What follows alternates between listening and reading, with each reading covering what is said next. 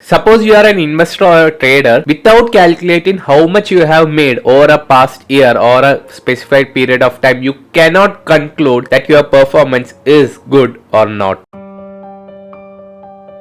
Without calculating results, how will you know that your performance is better than the market average performance or your previous year's performance? By definition, return is the change in price of an investment over a period of time. It can be represented as price change or a percentage change. Here, a positive return represents a profit while a negative return represents a loss. Returns are mostly calculated on an annualized basis. It means it's calculated on an year-on-year basis. In terms of stock market, it's calculated till the day you are holding your investments. These investments also include your dividends, interest, bonus issue, rights issue, and all other cash flows you get during the holding period of your investment. When it comes to returns, there are two ways to calculate your returns. Nominal returns is what an investment generates before taxes, fees, and inflation. It is simply the net change in price over time. If an investment has generated 10% return, then the nominal return is 10%,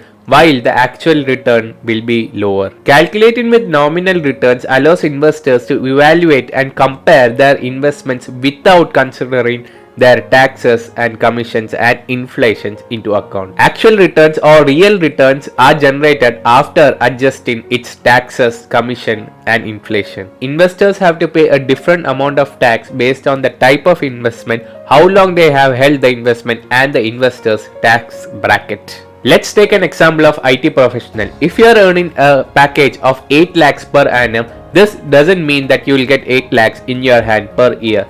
This 8 lakhs includes your PF, HRA, taxes, and so on.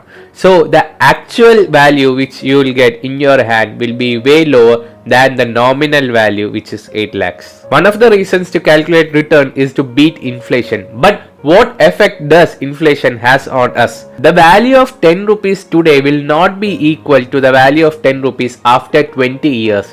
This is called time value of money. If you had 100 rupees in 1980s, it means a lot. If you have 100 rupees now, it doesn't mean a lot. Inflation is the increase in price of goods and services, typically your standard of living. Our current inflation rate is 7%. That means every year the price of goods and services is increasing by 7%. Remember, our bank's FD is 5%, which means if you put your money in fixed deposit, your money is eaten away by 2% every year. Interestingly, inflation is increasing year on year, but a salary a person is getting is not increasing with inflation.